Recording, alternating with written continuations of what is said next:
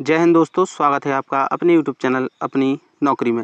दोस्तों, इस वीडियो में हम बात करने वाले हैं तत्सम तद्भव शब्दों की जो परिभाषा और पहचानने के नियम और ट्रिक के साथ हम इनको पहचानेंगे। यानी कि अगले 1 मिनट में अगर आप वीडियो 1 मिनट तक देख लेंगे तो आपको समझ में आ जाएगा कि आपको ये वीडियो द्वारा कराने वाले हैं उन सभी पेपरों में जो है तत्सम और तद्भव से प्रश्न पूछे जाएंगे। इस वीडियो को देखने के बाद अगर आपने वो तत्सम तद्भव कभी पढ़ा ही है या नहीं पढ़ा है, लेकिन आपका 90% सही होने के चांसेस रहेंगे। कितने परसेंट? 90%, क्योंकि 10% के बीच में कुछ अपवाद आ जाते हैं। ठीक है, तो 90% इस वीडियो को देखने के बाद गारंटी हो जाएगी कि आप अगर तत्सम को छांटेंगे तो वो आपका सही होगा। तो चलते हैं आज के वीडियो में।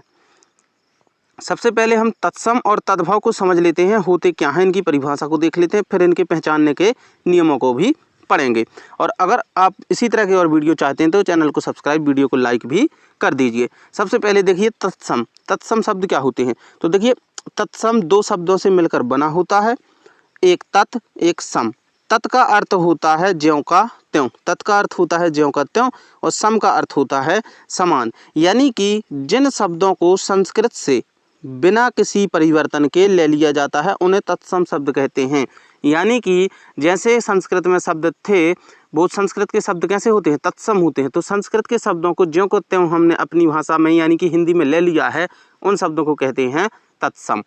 ठीक है, बिना परिवर्तन के उनको कहा जाता है तत्सम। और इसमें ध्वनि परिवर्तन भी नहीं होता है, कुछ नहीं होता है, ये होते हैं तत्सम। यानी कि संस्कृत से ज्यों के त्यों अगर अपनी भाषा में सम्मिलित कर लिए शब्द हैं तो वो तत्सम है। इसके बाद तद्भव क्या होते हैं? तो देखिए समय और परिस्थिति की वजह से तत्सम शब्दों में जो परिवर्तन हुए हैं उन्हें क्या कहा जाता है? तद्भव शब्द कहा जाता है। उदाहरण हम आगे इनके समझेंगे। यानी कि जो तत्सम यानी कि जो संस्कृत से ज्यों के त्यों प्रयुक्त हो रहे हैं हिंदी में उनको कहते हैं तत्सम, और जो परिवर्तन के साथ प्रयोग हो रहे हैं हिंदी में उनको कहते हैं तद्भव, यानी जो थोड़े बहुत बदल गए हैं। अब हम बात करते हैं तत्सम और तद्भव शब्दों को पहचानने के नियमों के बारे में। तो सबसे जो पहला नियम है हमारा तत्सम और तद्भव को पहचानने का, वो ये है कि तत्सम शब्दों के पीछे छा वर्ण का प्रयोग होता है। कौन से छा? छतरी वाला छा भी आप इसको कहते हैं। ये जो वर्णमाला में है संयुक्त अक्षरों के अंतर्गत आता है। तो तत्सम शब्द के पीछे छा वर्ण का प्रयोग होता है और तद्भव शब्दों के पीछे या तो खा या छा का शब्द का प्रयोग होता है। तो यानी अगर आपको छा मिल जाए तो 90% चांस हैं कि वो शब्द जो है आपका तत्सम ही होगा। कुछ उदाहरण देख लेते हैं इस नियम के लिए। देखिए जैसे कि अंगरक्षक छा है, अंगरखा खा है, अक्षत तत्सम शब्द है, ये छा है, तद्भव शब्द है। अक्षर तत्सम शब्द है, आखर तद्भव शब्द है। कुच्छी तत्सम शब्द है, कोख तद्भव शब्द है। इक्षु तत्सम शब्द है, ईख तद्भव शब्द है। यानी कि जिन शब्दों में आपको छा देखने को मिले 90% चांस बनते हैं कि वो शब्द किसका होगा? तत्सम का होगा। ठीक है, इसके बाद और भी उदाहरण देखिए, जैसे ईर्ष्या हो गया, इष्ट का हो गया। ठीक है, इसके बाद आगे बात करते हैं तत्सम शब्दों में। नंबर 2 जो नियम है, तत्सम शब्दों में स्रा का प्रयोग होता है और तद्भव शब्दों में सा का प्रयोग होता है। स्रा की जहाँ भी मात्रा मिले यहाँ 2 आपने देखिए, स्रा के भी आपको 2 उदाहरण जे देखने को मिल जाएंगे और यहाँ पर भी हमने सम्मिलित कर रखे हैं। जैसे कि अश्रु, अश्रु अश्रु जो है कैसा शब्द है? अश्रु है आपका तत्सम शब्द और आंसू है आपका तद्भव शब्द। आश्रय स्रा है ना इसमें, तो आश्रय भी तत्सम शब्द है और आश्रय आपका तद्भव शब्द है। यहाँ पर हमने 2 नियम डिस्कस कर लिए हैं। पहला याद कीजिए, अगर छा है तो भी तत्सम है, अगर स्रा है तो भी तत्सम है। ठीक है, अब हम चलते हैं नियम नंबर 3 की ओर। देखिए तत्सम शब्दों में सा का प्रयोग होता है। कौन सा सा? 3 सा होते हैं, बताइए ये वाला कौन सा सा है? जी हाँ, तो आप कहेंगे सा, सा और तीसरा सा कौन सा होता है? सा। यानी ये कौन सा सा है? ये है आपका तालव्य सा, और ये है आपका मूर्धन्य सा, और ये है आपका दंती सा। यानी कि तत्सम शब्दों में तालव्य सा का प्रयोग होता है और तद्भव शब्दों में दंती सा का प्रयोग होता है। कुछ उदाहरण नीचे समझेंगे। देखिए जैसे कि आशीष, यहाँ पर देख सकते हैं आशीष में आपको मिल जाएगा कौन सा? तालव्य सा, और यहाँ पर दंती सा उसकी जगह प्रयोग किया गया है। यशोदा कौन सा सा है? तालव्य सा, और जसोदा दंती सा। स्याली इसमें भी आपको तालव्य सा मिलेगा, और इसमें साली दंती सा, इसमें भी आपका संयम वाला सा और इसमें भी दंती सा। यानी कि अगर आपको 3 नियम हो चुके हैं, छा, स्रा और कौन सा सा, तालब्य सा मिल जाए तो शब्द तत्सम होने का जो है चांस ज़्यादा है। ठीक है, चलते हैं अगले प्रयोग की ओर। जो अगला नियम है हमारा, तत्सम शब्दों में सा वर्ण का प्रयोग होता है, यानी द्वितीय सा जो होता है उसको आप कहते हैं कौन सा सा, वो था तालब्य सा। और अगर मूर्धन्य सा भी है तो भी चांस बनते हैं कि शब्द तत्सम होगा।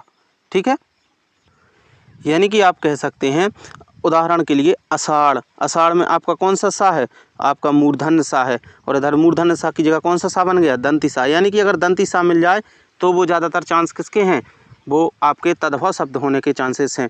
और अगर आपको कौन सा, तालब्य सा और मूर्धन्य सा, ये दोनों सा मिल जाएं तो कौन सा होने के चांसेस हैं, तत्सम शब्द होने के ज़्यादा चांस हैं। जैसे कि पूस, एक महीना होता है हिंदी कैलेंडर में पूस, तो उसका बनता है पूस, पौष का बनता है पूस।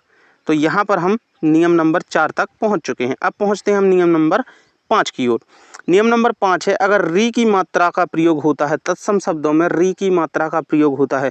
अगर आपको री की भी मात्रा का कहीं कहीं मिल जाए तो वहाँ पर भी आपको तत्सम शब्दों की प्रधानता होने के चांसेस ज़्यादा हैं। ठीक है, यानी कि अगर आपको कहीं इसकी रकार भी लगी मिल जाए तो भी तत्सम शब्द होने के चांसेस ज़्यादा हैं।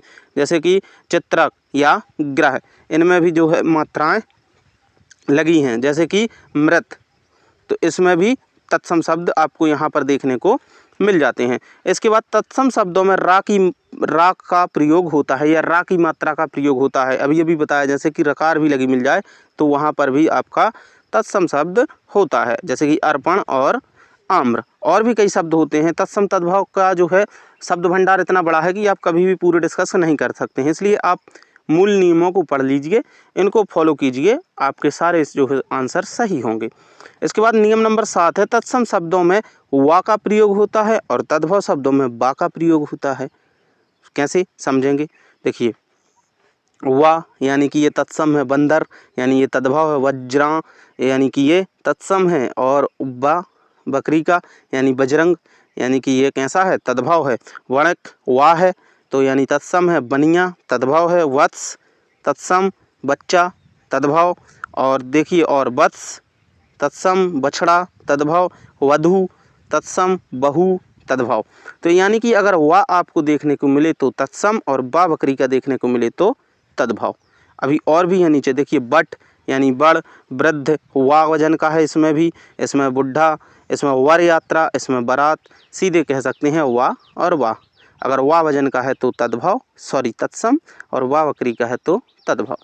ठीक है, नियम नंबर हम 7 की ओर पहुंच चुके हैं। अब नीचे कुछ उदाहरण दिए हैं, इनको आप पढ़ लीजिएगा, क्योंकि जो है जो डिस्क्रिप्शन है उसमें इस सारी PDF की लिंक डाल दी है, उसमें आप डाउनलोड करके नीचे जो उदाहरण दिए गए हैं, नियम उसमें नहीं होंगे, उसमें केवल उदाहरण होंगे आपको, तो उदाहरण की आप उनसे प्रैक्टिस कर लीजिएगा। तो यहाँ पर आपने कितने नियम पढ़े, 7 नियम पढ़े हैं। कौन कौन से देख लेते हैं, एक बार रिवीजन करके जाइएगा, बिल्कुल बहुत ज़रूरी है। यानी अगर देखिए, सबसे पहले आपने पढ़ा था अगर छा है तो तत्सम शब्द होगा। दूसरा नियम पढ़ा था अगर स्रा है तो तत्सम शब्द होगा। अगर सा है तालब्य सा तो भी तत्सम शब्द होगा। अगर मूर्धन्य सा है तो भी तत्सम शब्द होगा। इसके बाद अगर री की मात्रा है तो भी तत्सम शब्द होगा। अगर रा की रकार है तो भी तत्सम शब्द होगा। इसके बाद लास्ट नियम पढ़ा था, नियम नंबर 7, अगर वा है तो तत्सम होगा, अगर बा है तो तद्भव होगा। इस प्रकार से आप तत्सम और तद्भव को छांट सकते हैं। ठीक है, उम्मीद करते हैं आपको ये वीडियो पसंद आया होगा। अगर वीडियो पसंद आया हो तो वीडियो को लाइक और चैनल को सब्सक्राइब जरूर करें। वीडियो देखने के बाद इसको एक बार अच्छे से आप प्रैक्टिस करें, और जो है PDF जो दी जा रही है उससे प्रैक्टिस कर लें, और जो भी बुक्स आपके पास है उसमें प्रैक्टिस कर लें, और ये सभी परीक्षाओं के लिए बहुत ही महत्वपूर्ण है। तो उम्मीद करते हैं आपको इस वीडियो में समझ में आ गया होगा। अगर समझ में आया है तो चैनल को सब्सक्राइब और वीडियो को लाइक ज़रूर कीजिए। मिलते हैं अगले वीडियो में। जय हिंद।